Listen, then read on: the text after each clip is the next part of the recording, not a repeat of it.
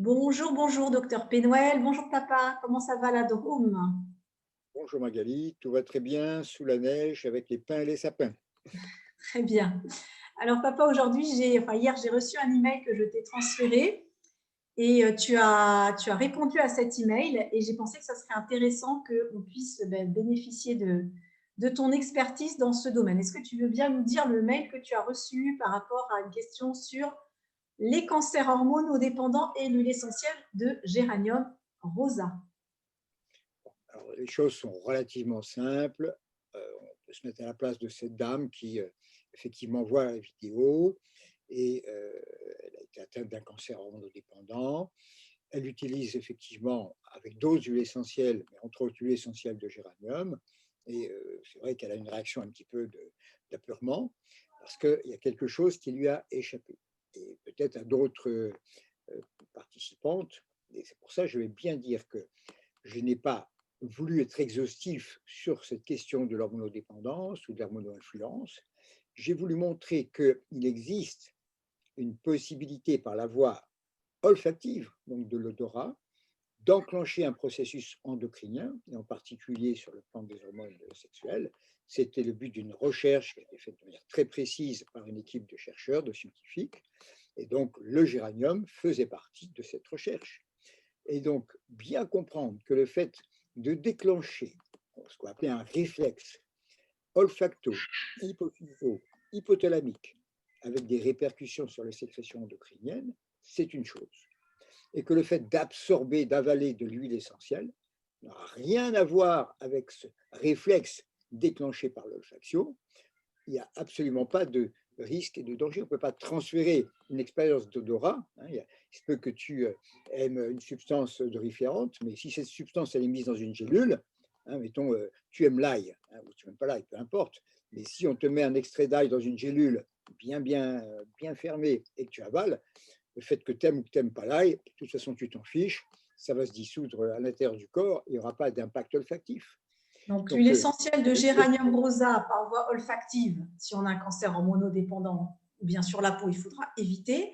En revanche, si on la met en gélule, cette huile essentielle de géranium rosa, dès lors où il n'y a pas cette perception olfactive, on n'est plus du tout sur les mêmes mécanismes. Donc, on peut prendre cette huile essentielle de géranium rosa en cas de cancer hormonodépendant. Et tu m'as même dit qu'il y avait une action même protectrice vis-à-vis du cancer. alors il faut comprendre que l'huile essentielle de géranium rosa, évidemment, ça prête un peu à confusion, elle n'a pas un taux de géraniol très élevé. Le taux de géraniol élevé, c'est avant tout le palmarosa, c'est un Symbopogon martini, et puis c'est chez nos lamiacées, la monarde fistuleuse chémotype à géraniol qui pousse au Canada, maintenant on en fait aussi un peu en France, et puis un thym qui pousse chez nous, qui est un thym vulgaris, et qui est un chémotype à géraniol. Donc, l'importance de l'huile essentielle de géranium, on la reverra beaucoup quand on approfondira le féminin sacré, c'est vraiment une huile essentielle clé.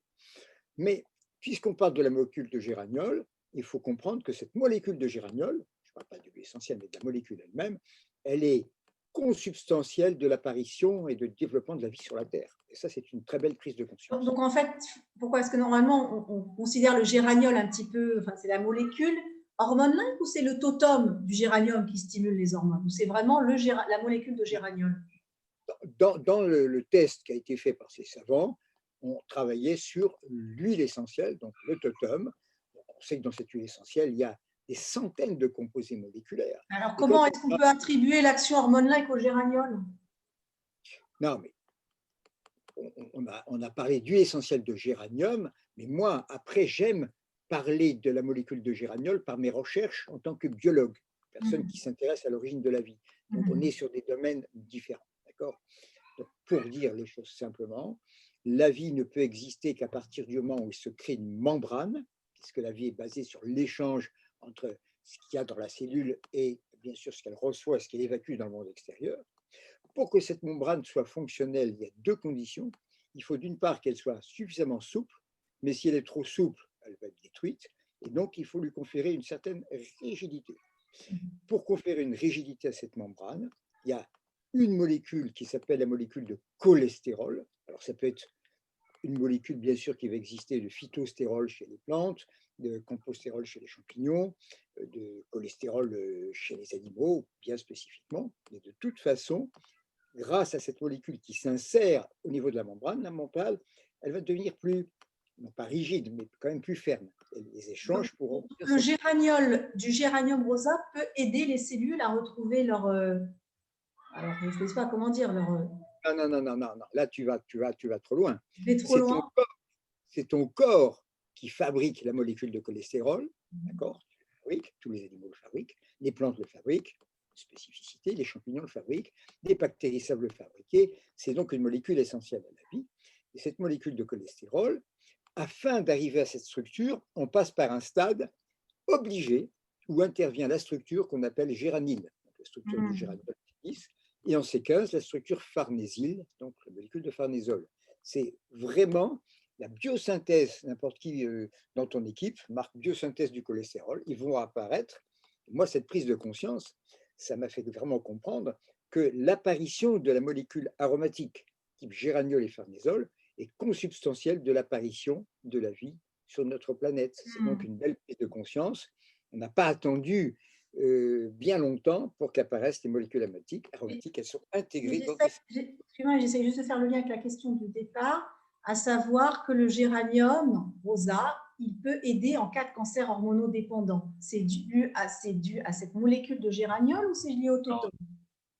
Là, on a... Tu parles du géraniol, je ne comprends pas. Le géraniol, il compte, mais quand on teste une huile essentielle, on n'isole pas. Et là, on travaille vraiment sur le totem. Après, si on travaille sur le géraniol, on découvre aussi que le géraniol, il a ces propriétés-là. Mais le fait pour nous d'utiliser une huile essentielle, ça doit nous faire prendre conscience qu'on est quand même dans quelque chose de bien plus vaste.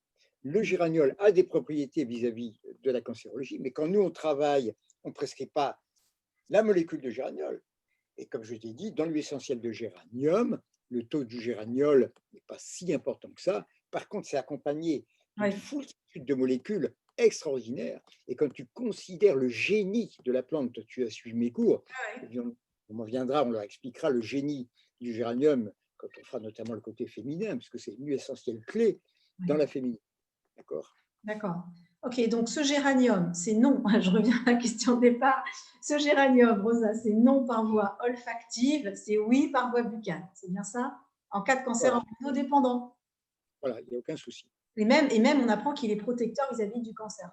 Non, mais ce qui est étonnant, c'est que si tu veux, ce qui n'est pas évident à comprendre, c'est qu'on parle d'une huile essentielle. En général, si une huile essentielle, elle peut présenter de possibles risques, on l'exclut de notre vie. Là, on dit non, ne l'exclus pas de ta vie, tu l'exclus de certaines interfaces, mais tu la réserves pour d'autres interfaces. Donc, c'est tout ce jonglage qu'il y a à faire.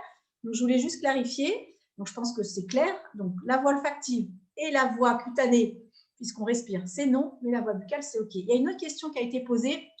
Je ne vais pas pouvoir répondre à toutes les questions parce que c'est vraiment un petit éclaircissement. Mais donc, je te lis la question telle qu'elle a été posée. Est-ce que les huiles essentielles œstrogènes-like n'aideraient pas finalement le foie à évacuer les déchets hormonaux et seraient donc bénéfiques en cas de pathologie hormonodépendante? Question qui a été posée. Je pense qu'il y a de la confusion, d'accord. Dans une huile essentielle œstrogène-like, encore une fois, c'est une huile essentielle, donc il y a beaucoup de composés. S'il se trouve que dans cette huile essentielle dite œstrogène-like, il existe des molécules qui ont une action et une fonction au niveau hépatique, eh bien c'est cette partie de l'huile essentielle qui effectivement sera intéressante. Si dans cette huile essentielle, il n'y a pas de molécule qui ait un tropisme, une action au niveau hépatique, il n'y a pas de clé dans cette explication-là. Donc, encore une fois, on n'utilise pas une molécule isolée, mais une huile essentielle. Et c'est effectivement cette compréhension à la fois analytique, mais ensuite synthétique, holistique, qui va nous permettre d'arriver à une clarté dans la compréhension. Donc, ce que tu es en train de dire, c'est que si on a une huile essentielle qui est, par exemple, déconseillée en cas de pathologie hormonodépendante, mais qui est conseillée en cas de hépatoprotection, il faut évaluer le bénéfice-risque. C'est un peu ce que tu dis. Je pense que c'est vrai pour tout dans la vie. Si vraiment on sent que le risque qu'on va prendre n'est pas compensé par le bénéfice qu'on en tire, et c'est bien le cas si on est dans un contexte délicat, ben, on a quand même bien d'autres choix à faire. Ce qui manque, si tu veux, c'est les connaissances de biochimie, de physiologie et de physiopathologie. Et à Oui. partir de ce moment-là, ben, chacun y va un petit peu d'un son de cloche, et c'est quand même dommage. Donc là, on en parlait un petit peu avant que j'enregistre ce Zoom. Tu me disais, pour vraiment approfondir toutes ces questions, à certaines qu'on ne va pas pouvoir aborder parce que ça demande vraiment des cours approfondis de physiologie, de physiopathologie. Donc ça, c'est des choses néanmoins qu'on va voir dans les adhérents qui se sont abonnés, hein, puisqu'on va voir des thèmes sur le féminin. Et notamment, tu nous as dit qu'on verrait donc, on va voir le féminin et l'endocrinologie. Et là, on va quand même commencer à clarifier certaines notions. Donc, je le dis pour ceux qui souhaiteraient souscrire à l'abonnement, on aura 6 thématiques qu'on va commencer à éclaircir, dont le féminin et l'endocrinologie. Et voilà, ça peut être un thème qui peut intéresser. Écoute, je te remercie donc pour cette clarification. Est-ce qu'on peut dire, je pense que je vais un petit peu loin, mais je pose quand même la question, est-ce qu'on peut dire que les huiles essentielles qui sont œstrogènes-like, elles peuvent être prises par voie buccale, mais pas par voie olfactive? Ou alors, est-ce que ça ne marche pas? C'est vraiment, là, on parlait vraiment du géranium rosa, mais c'est un raisonnement qu'on ne peut pas appliquer à toutes les huiles essentielles Chaque cas est particulier. Mm -hmm. On a la chance maintenant, je l'ai déjà dit et je le répète, d'avoir, si on se donne la peine quand même de faire des recherches et puis aussi de lire l'anglais de manière courante et bien comprendre les textes scientifiques, on a accès à des milliers et des milliers de travaux qui ont été effectués dans toutes les universités du monde entier. Ça peut être même des pays qui nous paraissent apparemment sous-développés, mais en fait, il y a des niveaux universitaires qui sont d'un tel degré de, je veux dire, science, au sens le plus spécifique, avec évidemment des tests qui sont faits sur quantité d'animaux. C'est comme ça. C'est pas, je ne suis pas un fadard et un fanat des tests sur les animaux, mais puisque ça a été fait, au moins que ces animaux qui ont été sacrifiés ne le soient pas pour rien. Il y a une espèce de compensation. Donc je me fais un devoir de creuser ces textes-là et de vous en apporter de manière claire et simplifiée les éléments essentiels. Et on le fera un petit peu au niveau de la neuroprotection. Ça a été promis, on a dit à partir de mercredi. Eh bien, on va s'en occuper d'ici la fin de semaine. D'accord, très bien. Bon, je vois que on commence à mettre le doigt dans quelque chose où c'est pas évident d'avoir des réponses, on va dire, blanc ou noir. C'est vraiment au cas par cas. On va dire qu'on essaye d'appliquer, par exemple, un principe de précaution quand on dit les essentiels œstrogènes-like, enlevez-les de votre vie. Mais en fait, voilà, il faut adapter en fonction des autres molécules qui accompagnent des huiles essentielles, de la personne, de la voie utilisée. Donc, c'est un petit peu toujours pareil. En tout cas, pour le géranium, la réponse est claire.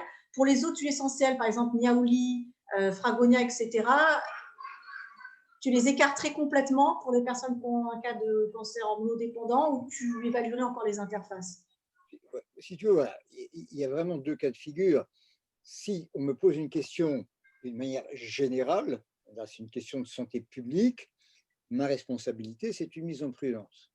Si je suis en consultation avec une patiente, j'ai des capacités d'analyser de manière très fine la réactivité de cette patiente, et dans ce cas-là, la réponse ne sera pas forcément une réponse systématique. Donc, la réponse systémique, pour faire large, si tu donnes une réponse systématique, voilà.